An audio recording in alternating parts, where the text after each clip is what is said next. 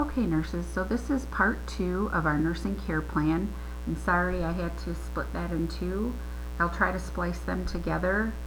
Sometimes my dogs get a little bit excited when they see another animal in the backyard. So let's go ahead and move forward with the nursing care plan for pneumonia. So we're going to go ahead and get right into the first one. And if you remember, our first diagnosis was impaired gas exchange. And you remember we talked about how in pneumonia that oxygen and CO2 are not exchanging the way that they should be, and it's related to fluid in the lungs.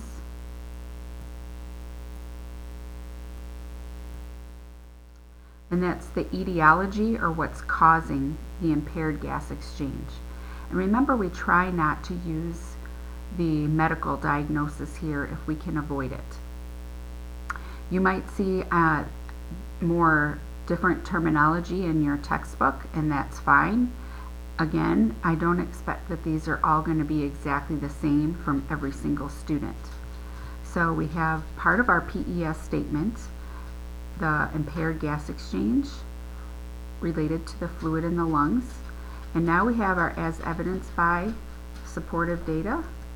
So as evidenced by, and we know that there's fluid in the lungs and impaired gas exchange because the patient has crackles in the lungs,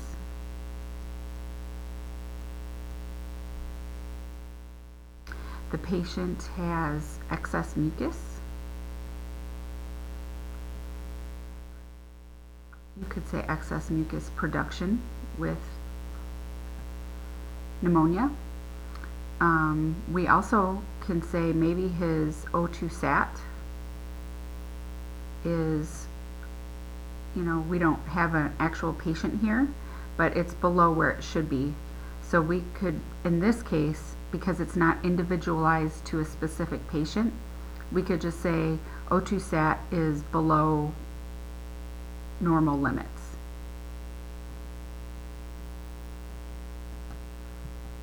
And again, you might have some different information here.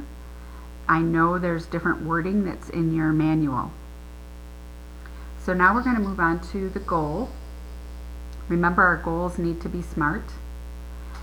And so what our goal is going to be for this patient, and we're going to start the statement, patient will maintain O2 sat of 93% throughout the shift of this nurse, okay? And you can continue to use this care plan from shift to shift. And so it just means that it's a little bit of a shorter term goal. Remember, sometimes they're short term and sometimes they're longer term. And how are we going to know that the patient is having a better O2 saturation? We know that the pulse ox is going to be greater than or equal to 93%. The patient will have fewer complaints of shortness of breath, SOB. And we're going to see zero accessory muscle usage. So just in case you don't know what that means, if you ever see somebody who's really having a hard time breathing, they're using all their shoulder muscles, all their chest muscles, trying to expand those lungs. That means accessory muscle usage. And so that would be our goals. Now, do we need to write throughout the shift, throughout the shift, throughout the shift? No, we don't need to write that here. However, your clinical instructor might want you to add that. And remember, when you're doing your clinical paperwork, you will have more space because you'll be typing this piece in to your document rather than writing it out by hand like we are here. So now we're going to move to the nursing interventions. So remember, our goals are patient-centered and always will start with the patient will. Here in the nursing interventions, we're going to say the nurse will. So this is our chance to shine and show what we are going to do as nurses to help get the patient to their goal. And let me just work on, see if I can get this focused just a little bit better. There we go. So we're always assessing. We have some independent interventions. There's often collaborative interventions that we do with other healthcare professionals. And we are always teaching our patients. So we are going to be assessing lung sounds. And let's say we're going to do that Q 4 hours. And remember, that could change as we individualize for the patient.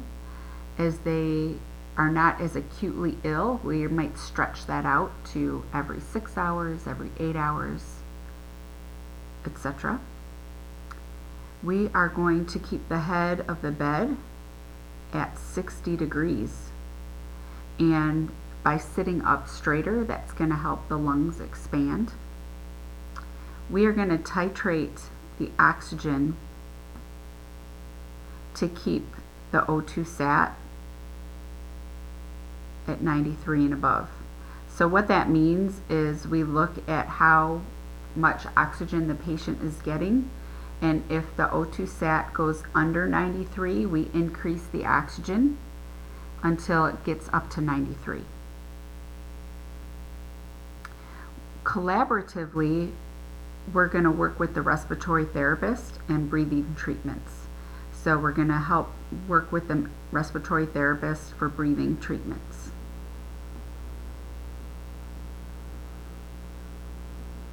And here, another idea for a collaborative intervention would be to give antibiotics as ordered from the care provider. And we're going to teach the patient some deep breathing exercises and coughing exercises. And you'll learn more about that as we get to respiratory oxygenation. So we have our interventions here. Assessing is also an independent intervention, and I want you to also remember that these different students, different nurses might have different ideas for all of these, and I don't expect that everybody is going to have exactly the same. In your nursing diagnosis manual, you'll always have a long list of interventions, almost always, to choose from, and so you're going to have different ones for each. Each student is probably going to have different interventions, and I expect that. So, moving on to evaluating the patient. So remember, when you're evaluating the goals that you created back here. So let me see if I can pull this camera back so you can see both of those squares at the same time. Focus.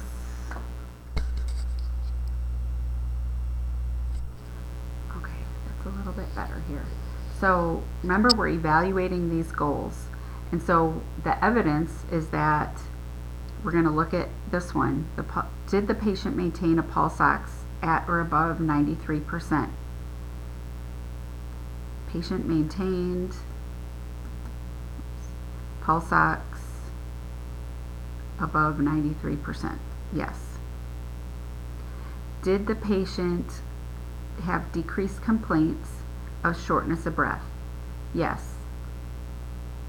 Patient verbalized less shortness of breath. And did the patient have zero accessory muscle use? No accessory muscle use was observed. So in this case, the patient met all the goals. Remember, if they don't meet all the goals, that you may be partially met or not met at all. And when they are not meeting all their goals and outcomes, then you're going back to the assessment piece to find out why, and you may just need to edit your goals. Maybe your goals weren't realistic for that patient. Okay, one thing I forgot to mention, and so we'll come here for our second diagnosis. Pull that up to the top there. In your nursing manual, I want you to write the page number, and that will help you if you ever have to go back to this care plan and individualize it for a patient. You can go back to those interventions or maybe different goals, and so that you can individualize it. It'll be much quicker for you to go back. Okay, so our second diagnosis was ineffective airway clearance.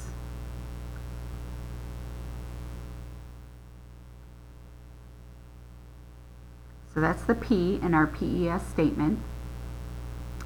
Related to, now we need the etiology or the cause, and the cause was thick sputum. You could have thick excessive sputum. There's different words you could put in there that you'll see in your nursing diagnosis manual. I'm keeping it simple here. So this is telling us the patient is having ineffective airway clearance. So the patient's having trouble with coughing out the mucus related to the thickness of the sputum. And our supporting data is productive cough, excessive cough. You could add some different words there if you needed to.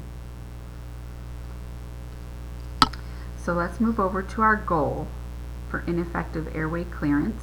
It's going to be slightly different than impaired gas exchange. And our goal is that the patient will maintain an open airway.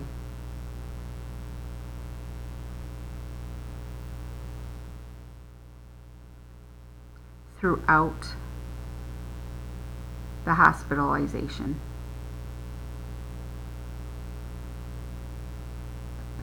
So this is a little bit of a longer term goal than we had for our impaired gas exchange. If you remember, the impaired gas exchange was just throughout the shift. Now we're saying throughout the whole hospitalization, the goal is the patient will maintain an open airway. You may see the terminology of patent airway, meaning open. And so our goals for maintaining that open airway would be the patient will show ability to cough up secretions,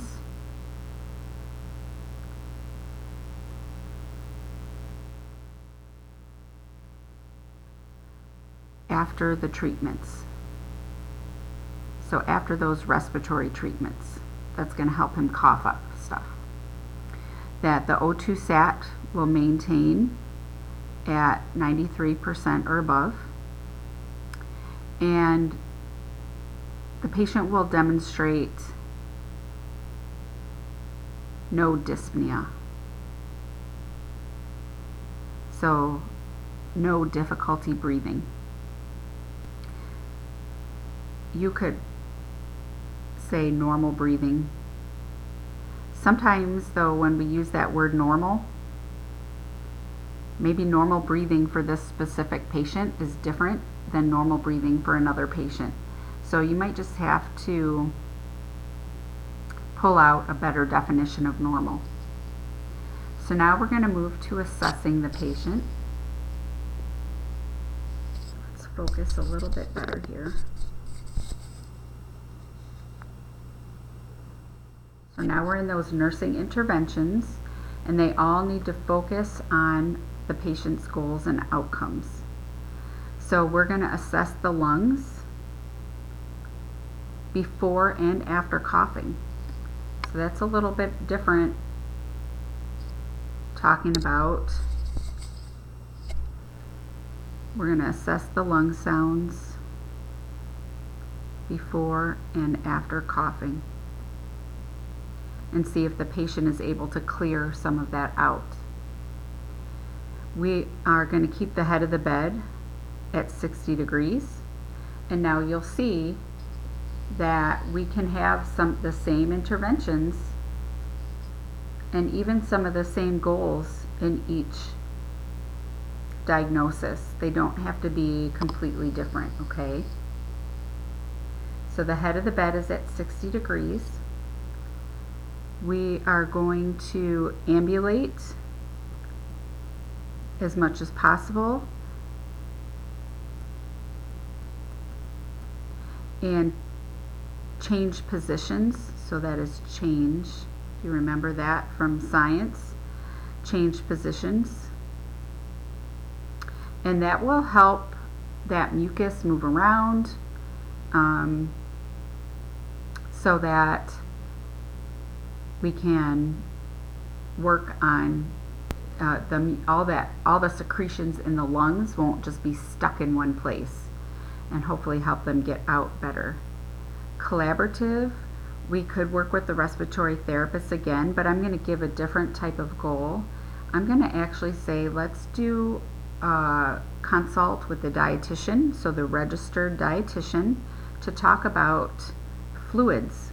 So let's talk about increasing fluids. It might be give IV fluids, so with from the physician order. Okay, so we'll just write the ND there. Any fluids that the patient is drinking, taking intake in any form is going to help those secretions get a little bit thinner and be easier to cough up. So that would be a way to get to our goal of helping to cough up those secretions. Then we're going to teach the patient, again, coughing techniques that will help the patient cough up those secretions. Okay? So again, some of the same interventions. And then when we look back, again, let me pull this camera back a little bit so we can see our goals and evaluation square. We're going to evaluate, was the patient able to cough up secretions? Patient able to cough up, yes, secretions after treatments. Did we keep the O2 sat at 93% or above? Yes. O2 sat remained at 93% or above. But did we demonstrate some dyspnea? The patient did demonstrate dyspnea, so that the patient did not complete this goal. So let's say had dyspnea times 2 each shift. I'm just making that up. So the patient partially met the goal. So that means we would go back and reassess and go through this process again. Maybe we needed to make this a different goal for the patient. It wasn't realistic for this specific patient. So that's where you can go back to your nursing diagnosis manual and look at different ideas for goals. So last one, activity intolerance. And this is again where you'll put your page number right up here. And activity intolerance here is due to weakness, related to weakness, because the patient's not getting enough oxygen, right? So that's going to make the patient weak. Supporting data, we see exertional dyspnea or shortness of breath with activity. Okay? So that's our PES statement. Problem, etiology, symptoms. So the goal for activity tolerance, now this is a little bit different one, and again, your manual can help you. The goal is that the patient will report increased ability to complete ADLs, So activities of daily living prior to discharge from the hospital. So that gives us, again, a little bit longer term goal. And we're going to see that because the patient is going to report more motivation when they're really tired and can't get enough oxygen. They don't have as much motivation to complete ADLs, getting up to the bathroom, showering, brushing teeth, all those things. There's less motivation when you don't have enough oxygen. The patient will report increased tolerance,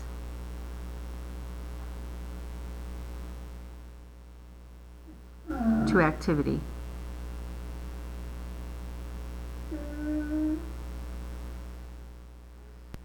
And the patient is able to maintain normal respiratory function during activity. So what do we mean by normal respiratory function? So I just didn't spell it out, and this is, again, things that you will learn over time, but just to be more specific, if we were saying normal respiratory function, that means respiration rate of between 12 and 20, O2 sat above 93%, no dyspnea, all those terms. And we'll get to that. We'll get that when we talk about oxygenation, and you'll talk about that in health assessment as well. So now we're going to do the nursing interventions to help get us to these goals. So we are going to assess the O2 sat with activities. That means that pulse ox machine is going to be on that finger while the patient is ambulating to the bathroom, sitting at the sink, ambulating in the hall, whatever, moving around in bed. It's just going to be on because we're going to be always assessing that. We are going to give oxygen as needed. So as needed. Maybe the patient is okay when they're sitting in bed, but they need oxygen when they're getting up and moving around. We're going to encourage physical activity.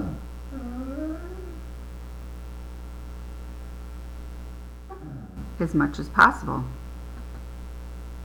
And we're going to assist with ADLs as needed. PRN. We are going to possibly work with the occupational therapist to collaborate and teach the patient about energy conservation.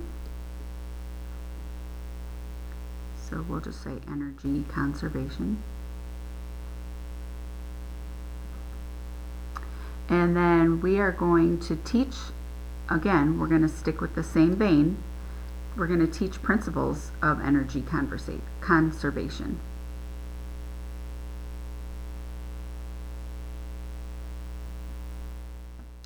So all of our interventions go back to work toward these goals. Another thing we could teach the patient, if you wanted to, the importance of mobility and moving around and how that will help the oxygen, how that will help his lungs recover. So there's always a list of things to teach the patient. So now we're going to go to the evaluation, and we're going to look back and see, did we meet the goals? So we're going to say the patient did report, patient reports increased motivation. So we completed that goal. Did we observe, and did the patient report increased tolerance? Yes, the patient reported increased tolerance. And the last one was the patient able to maintain normal function. So this is what we observed. And while the patient was during activity, we can say that respiratory rate was 18 and O2 sat was 94. So that means that yes, the patient did meet this goal, and so we can say the patient met that goal. So that is how we do a nursing care plan, and I hope this helps you. We'll continue to work on these in class on a regular basis, and thanks for listening, nurses.